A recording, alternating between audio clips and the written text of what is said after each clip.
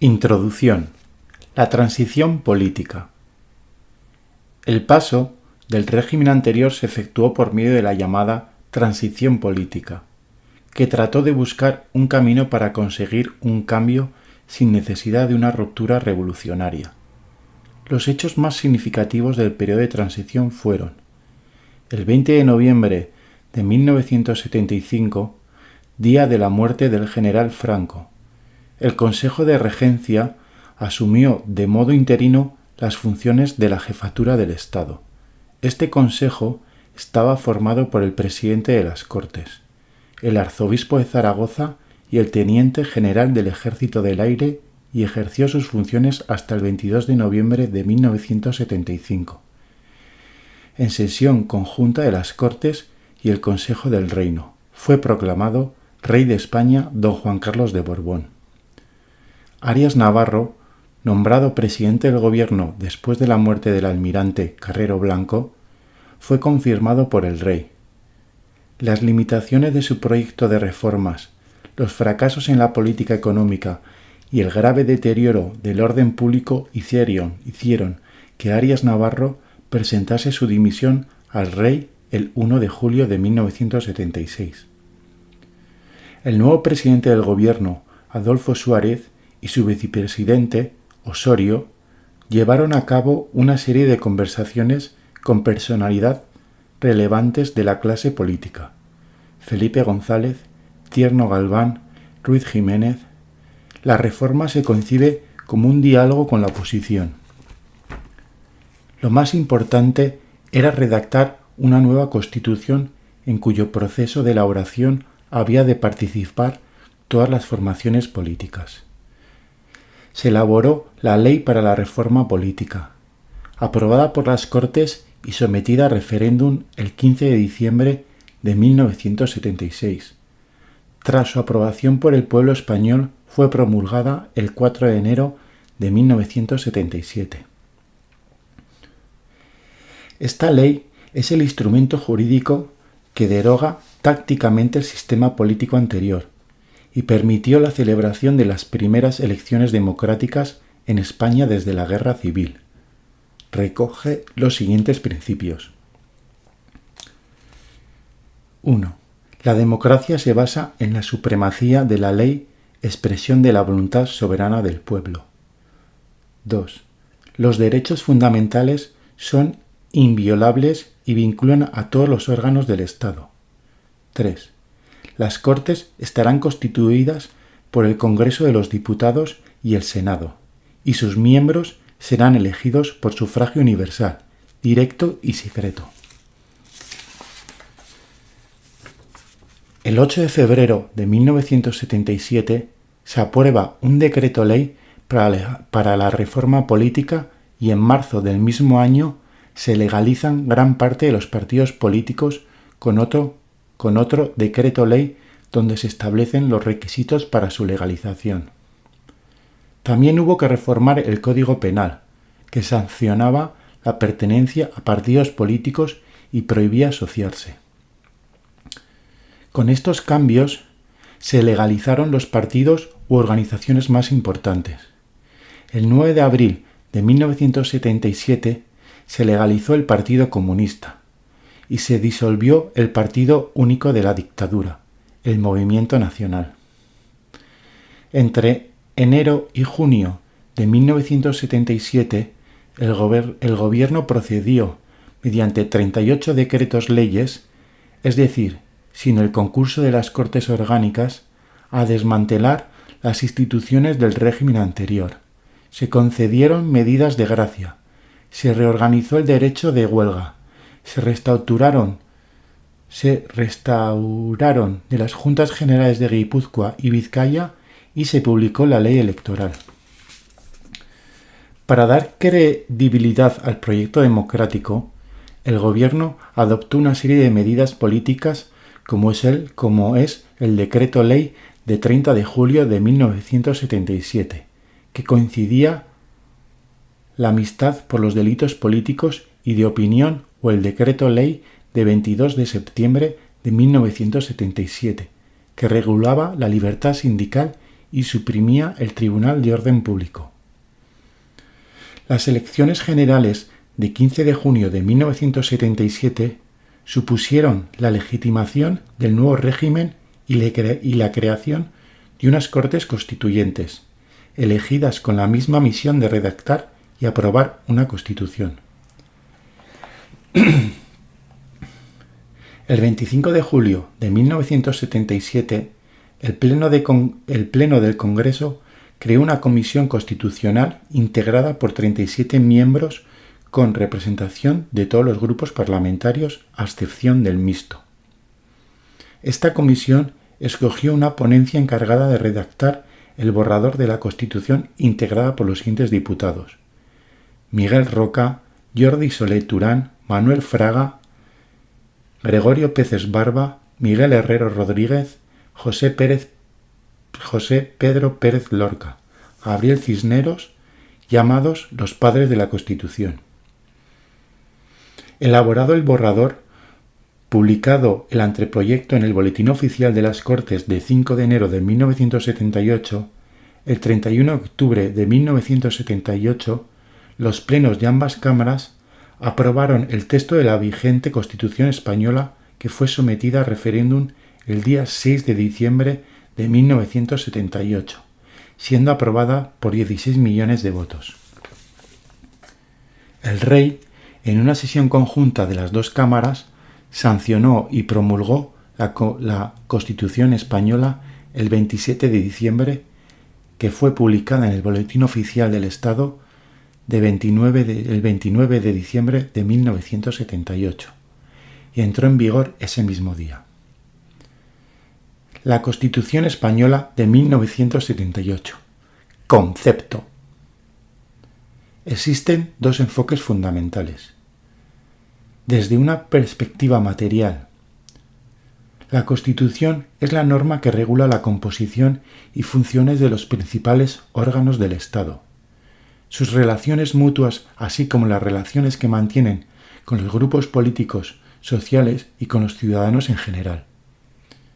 La Constitución es la norma que regula el orden político fundamental de un Estado, estableciendo los principios que deben informar su organización y funcionamiento.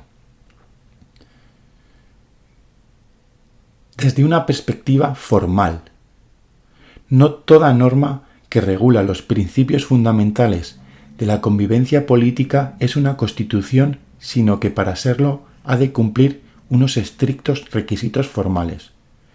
Requisitos que derivan de la característica más esencial de toda Constitución, que es su supremacía. Para garantizar el carácter supremo de la Constitución, debe asegurarse que no va a ser modificada por otras normas. Así, debe garantizarse que el Parlamento no va a poder modificar la Constitución mediante una simple ley, porque si así fuera, no podría afirmarse que la Constitución está por encima de las leyes. Para lograr esta garantía, a la Constitución se le exige los siguientes requisitos formales. 1. Debe tratarse de una norma emanada a través de un procedimiento más complejo que el empleado para dictar el resto de las normas jurídicas. El texto constitucional debe poseer una cierta rigidez. Para su modificación o reforma deben cumplirse ciertos requisitos más complicados que los exigidos para modificar las leyes ordinarias. Por lo tanto, podemos definir a la Constitución como una norma escrita, codificada, de carácter supremo dentro del ordenamiento jurídico y que sirve de base para la convivencia de los ciudadanos y los poderes públicos.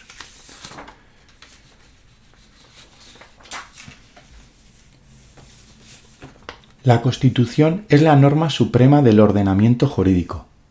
Define las instituciones fundamentales del Estado, reconoce y garantiza los derechos de los ciudadanos y establece que los preceptos contenidos en la misma ostentan un rango normativo superior a las demás fuentes de derecho, encomendando su defensa a un órgano específico, el Tribunal Constitucional. La Constitución Española de 1978. Características. 1. Escrita. 2. Codificada y cerrada. 3. Define un régimen político democrático parlamentario clásico o de democracia occidental. 4. Fruto de la conciliación o del compromiso ideológico. 5. Constitución imprecisa y ambigua. En algunos aspectos se hace deliberadamente para permitir gobiernos con orientaciones políticas diversas. 6. Original. 7. Adecuada a la sociedad que trata de regir. Es una constitución potencialmente transformadora de la sociedad en sentido progresista. 8. Extensa y prolija. Es la más larga de las constituciones españolas, a excepción de la de 1812, con 169 artículos. 9. Rígida, por su procedimiento agravado de reforma. 10. Norma jurídica de aplicación directa. Es la norma primaria que establece el sistema de fuentes del derecho. Ella es la fuente de derecho, origen inmediato de derechos y obligaciones. Estructura. Un preámbulo. 169 artículos divididos en un título preliminar y 10 títulos más. Título preliminar. Principios generales, artículos 1 a 9. Título 1. Derechos y deberes fundamentales. Artículo 10 a 55. Título 2. La corona. Artículos 56 a 65. Título 3. Las Cortes Generales. Artículos 66 a 96. Título 4. El Gobierno y la Administración. Artículos 97 a 107. Título 5. Relaciones entre el Gobierno y las Cortes Generales. Artículos 108 a 116. Título 6. Poder Judicial. Artículos 117 a 127. Título 7. Economía y Hacienda. Artículos 128 a 136. Título 8. Organización territorial del Estado. Artículos 137 a 158. Título 9. Tribunal Constitucional. Artículos 159 a 165. Título 10. Reforma Constitucional. Artículos 166 a 169. 4 disposiciones adicionales. 9 disposiciones transitorias. 1. Disposición derogatoria que deroga las anteriores leyes fundamentales y todas las demás disposiciones que se opongan a lo establecido a la Constitución española. Y 1 disposición final, estableciendo su vigencia inmediata y ordena la publicación de la Constitución española en las demás lenguas españolas además del castellano. Otra clasificación del contenido de la Constitución española es la que hace referencia a la parte dogmática, que comprende el título primero dedicado a los derechos y deberes fundamentales y la parte orgánica, con la definición de los órganos de poder. Comprende los títulos 2 a 6, Corona, Cortes, Gobierno, relaciones entre las Cortes y el Gobierno y el Poder Judicial, y 9, Tribunal Constitucional. 4. Contenido. Principios constitucionales y valores superiores. La Constitución española de 1978 se apoya en 4 pilares fundamentales. 1. En la configuración de un Estado social y democrático de derecho. 2. En una monarquía parlamentaria. 3. en un sistema parlamentario bicameral. 4. En una concepción de Estado unitario descentralizado. Preámbulo. La Constitución española se inicia con un breve preámbulo que enumera una serie de valores y principios que luego son desarrollados en el texto. El preámbulo no está dentro del artículo de la comunidad de la Constitución española, sino que actúa como pórtico de la misma. Es un texto sin fuerza de obligar directamente, aunque tenga un gran valor político, porque señala los fundamentos del orden constitucional y los objetivos primarios de la Constitución española persigue.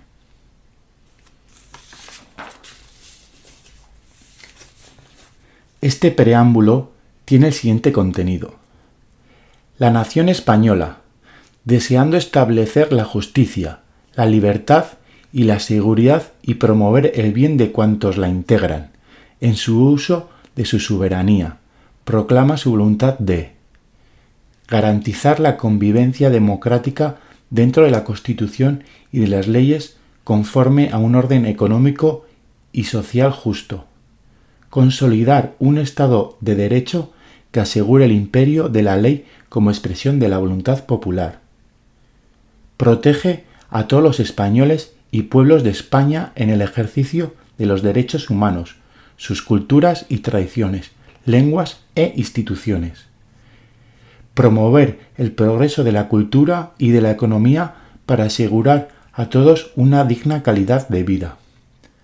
Establecer una sociedad democrática avanzada y colaborar en el fortalecimiento de unas relaciones pacíficas y de eficaz cooperación entre todos los pueblos de la tierra. Título preliminar. Contiene los principios, caracteres y valores fundamentales de la Constitución española. Se establecen las grandes definiciones sobre la esencia del Estado, los derechos fundamentales de los españoles. Se garantiza su cumplimiento y ejercicio y se definen los principios que inspiran la política económica y social del gobierno.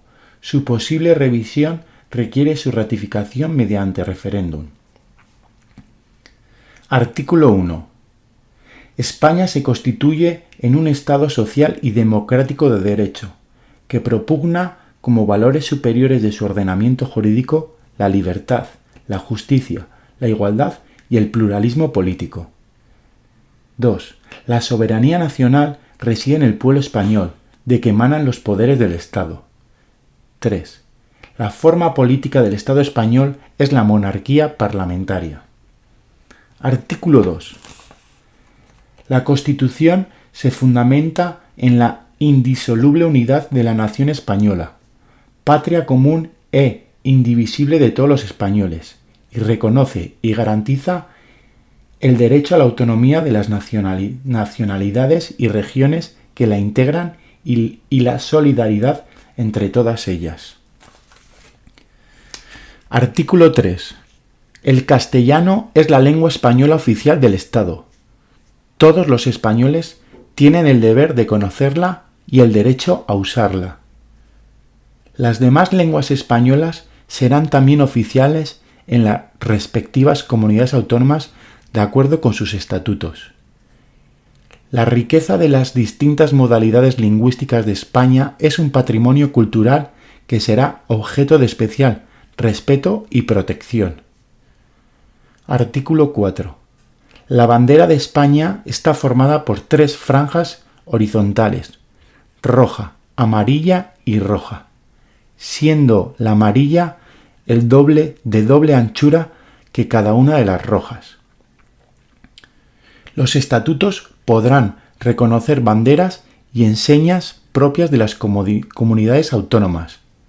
Estas se utilizarán junto a la bandera de España en sus edificios públicos y en sus actos oficiales. Artículo 5. La capital del Estado es la Villa de Madrid. Artículo 6. Los partidos políticos expresan el pluralismo político, concurren a la formación y manifestación de la voluntad popular y son instrumento fundamental para la participación política. Su creación y el ejercicio de su actividad son libres dentro del respeto a la Constitución y a la ley. Su estructura interna y funcionamiento deberán ser democráticos.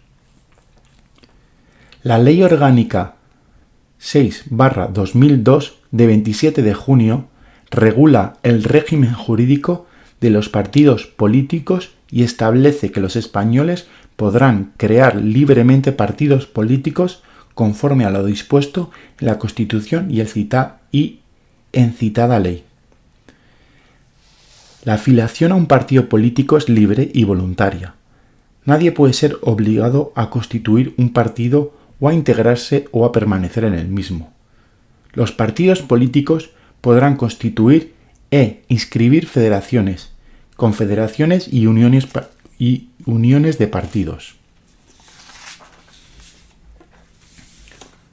Los promotores de un partido político deben ser personas físicas, mayores de edad, que se encuentren en el pleno ejercicio de sus derechos, no estén sujetos a ninguna condición legal para el ejercicio de los mismos y no hayan sido penalmente condenados por asociación ilícita o por alguno de los delitos graves previstos en los títulos 21, delitos contra la Constitución, en el 22, delitos contra el orden político, 23, delito de transición y contra la paz o la independencia del Estado y relativos a la defensa nacional, y 14, delitos contra la comunidad internacional del Código Penal.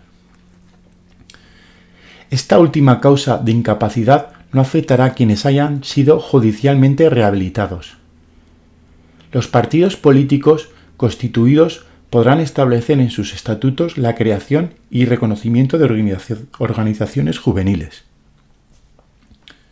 Los partidos políticos adquieren personalidad jurídica por la inscripción en el registro de partidos políticos que, a estos efectos, existirá en el Ministerio del Interior, previa presentación del acta fundacional suscrita por sus promotores. La estructura interna y el funcionamiento de los partidos políticos deberán ser democráticos. Los partidos políticos ejercerán libremente sus actividades. Deberán respetar en las mismas los valores constitucionales, expresados en los principios democráticos y en los derechos humanos. Desarrollarán las funciones que constitucionalmente se les atribuyen de forma democrática y con pleno respeto al pluralismo. Un partido político será declarado ilegal cuando su actividad vulnere los principios democráticos, particularmente con la misma persiga deteriorar o destruir el régimen de libertades o imposibilitar o eliminar el sistema democrático mediante alguna de las siguientes conductas, realizadas de forma reiterada y grave. A. Vulnerar sistemáticamente las libertades y derechos fundamentales, promoviendo, justificando o expulsando los atentados contra la vida o la integridad de las personas, o la exclusión o persecución de personas por razón de su ideología, religión o creencias, nacionalidad, raza, sexo u orientación sexual. B. Fomentar, propiciar o legitimar la violencia como método para la consecución de objetivos políticos o para hacer desaparecer las condiciones precisas para el ejercicio de la democracia, del pluralismo y de las libertades políticas. C. Complementar y apoyar políticamente la acción de organizaciones terroristas para la consecuencia de sus fines de subvertir el orden constitucional o alterar gravemente la paz pública, tratando de someter a un clima de terror a los poderes públicos, a determinadas personas o grupos de la sociedad o a la población en general, o contribuir a multiplicar los efectos de la violencia terrorista y del miedo y la intimidación generada por la misma. Además de por decisión de sus miembros, acordada por la por las causas y por los procedimientos previstos en sus estatutos, sólo procederá a la disolución de un partido político o, en su caso, su suspensión por decisión de la autoridad judicial competente, Sala Especial del Tribunal Supremo. Están legitimados para instar la declaración de ilegalidad de un partido político y su consecuencia de disolución. El Gobierno, el ministro fiscal. El Congreso de los Diputados o el Senado podrán instar al Gobierno que solicite la ilegalización de un partido político, quedando obligado el Gobierno a formalizar la correspondiente solicitud de ilegalidad, previa deliberación del Consejo de Ministros. Artículo 7. Los sindicatos de trabajadores y las asociaciones empresariales contribuyen a la defensa y promoción de los intereses económicos y sociales que les son propios. Su creación y el ejercicio de su actividad son libres dentro del respeto a la Constitución y a la ley. Su estructura interna y funcionamiento deberán ser democráticos. La Ley Orgánica 11 de 1985, de 2 de agosto, regula el régimen jurídico de los sindicatos estableciendo que todos los trabajadores tienen derecho a sindicarse libremente para la promoción y defensa de sus intereses económicos y sociales. Se consideran trabajadores tanto aquellos que sean sujetos de una relación laboral como aquellos que lo sean de una relación de carácter administrativo o estatutario al servicio de las administraciones públicas. Quedan exceptuados del ejercicio de este derecho los miembros de las Fuerzas Armadas y de los institutos armados de carácter militar. Los jueces, magistrados y fiscales no podrán permanecer a sindicato alguno mientras se hallen en activo.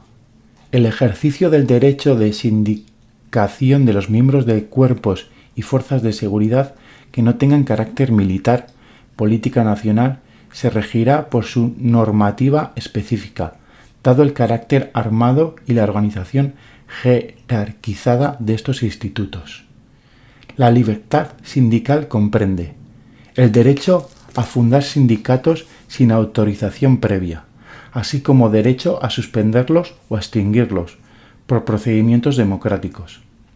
B. El derecho del trabajador a afiliarse al sindicato de su elección con la sola condición de observar los estatutos del mismo o a separarse del que estuviese afiliado, no pudiendo nadie ser obligado a afiliarse a un sindicato.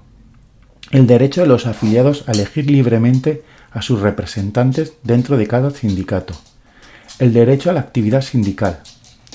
Las organizaciones sindicales en el ejercicio de la libertad sindical tienen derecho a redactar sus estatutos y reglamento, organizar su administración interna y sus actividades y formular su programa de acción. B. Constituir federaciones, confederaciones y organizaciones internacionales, así como afiliarse a ellas y retirarse de las mismas. C. No ser suspendidas ni disueltas sino mediante resolución firme de la autoridad judicial, fundada en incumplimiento grave de las leyes. El ejercicio de la actividad sindical en la empresa o fuera de ella comprenderá el derecho a la negociación colectiva, al ejercicio del derecho de huelga, al planteamiento de conflictos individuales y colectivos y a la presentación de candidaturas para elección de comités de empresa y delegados de personal, y de los correspondientes órganos de las administraciones públicas. Los trabajadores por cuenta propia que no tengan trabajadores a su servicio, los trabajadores en paro y los que hayan cesado en su actividad laboral como consecuencia de su incapacidad o jubilación, podrán afiliarse a las organizaciones sindicales, pero no podrán fundar sindicatos.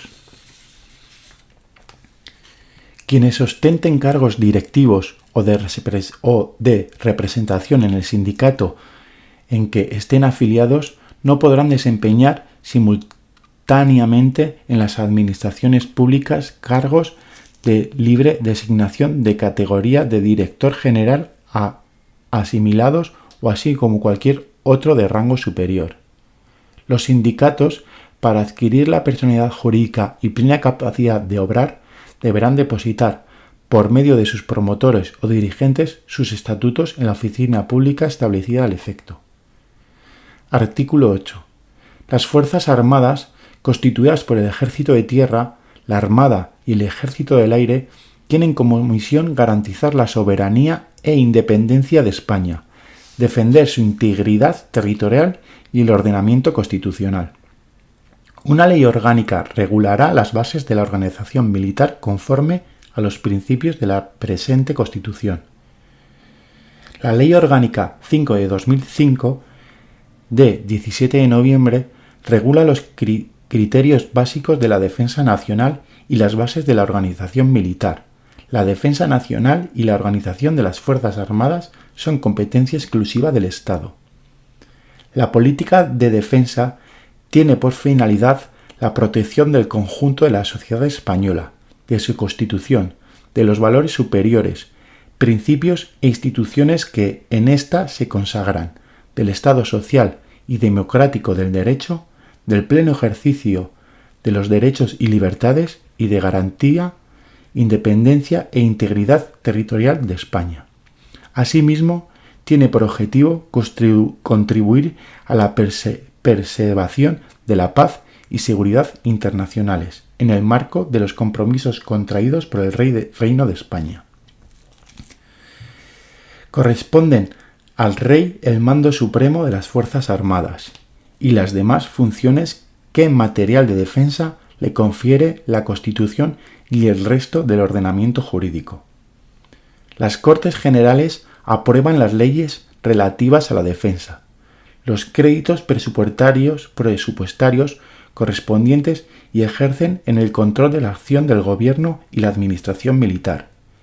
Las Cortes Generales otorgan las autorizaciones para declarar la guerra y hacer la paz. Asimismo, conceden la autorización previa para prestar el consentimiento del Estado a obligarse para los tratados o convenios internacionales de carácter militar. Al Gobierno le corresponde determinar la política de defensa y asegurar su ejecución, así como dirigir a la Administración militar y acordar la participación de las Fuerzas Armadas en misiones fuera del territorio nacional. Al presidente del Gobierno le corresponde la dirección de la política de defensa y la determinación de sus objetivos, la gestión de las situaciones de crisis que afecten a la defensa y a la dirección estratégica de las operaciones militares en caso de uso de la fuerza. Ejerce su autoridad para ordenar y coordinar y dirigir la actuación de las Fuerzas Armadas, así como disponer su empleo. Al ministro de Defensa le corresponde el desarrollo y la ejecución de política de defensa. El Consejo de Defensa Nacional es el órgano colegiado, coordinador, asesor y consultivo del presidente del Gobierno en materia de defensa. El Estado Mayor de la Defensa constituye el órgano auxiliar de mando y apoyo al jefe del Estado Mayor de la Defensa. Las Fuerzas Armadas son el elemento esencial de la defensa y constituyen una entidad única que se concibe como un conjunto integrado por las formas de acción específicas de cada uno de sus componentes, el ejército de tierra, la Armada y el ejército del aire. En tiempo de paz, el cuerpo de la Guardia Civil dependerá del ministro de Defensa, en el cumplimiento de las misiones de carácter militar que por su naturaleza se le encomienden, y el ministro del Interior en el desempeño de las funciones relativas al orden y la seguridad pública en tiempo de guerra y durante el estado de sitio. La Guardia Civil dependerá exclusivamente del ministro de Defensa. La justicia militar se administrará en nombre del Rey en la forma que señale el Código de Justicia Militar. Artículo 9. Los ciudadanos y los poderes públicos están sujetos a la Constitución y al resto del ordenamiento jurídico. 2. Corresponde a los poderes públicos promover las condiciones para que la libertad y la igualdad del individuo y de los grupos en que se integren sean reales y efectivas. remover los obstáculos que impidan o dificulten su plenitud y facilitar la participación de todos los ciudadanos en la vida política, económica, cultural y social. Punto 3. La Constitución garantiza el principio de legalidad, la jerarquía normativa, la publicidad de las normas, la irretroactividad de las disposiciones sancionadoras no favorables o restrictivas de derechos individuales, la seguridad jurídica, la responsabilidad y la interdicción de la arbitrariedad de los poderes públicos,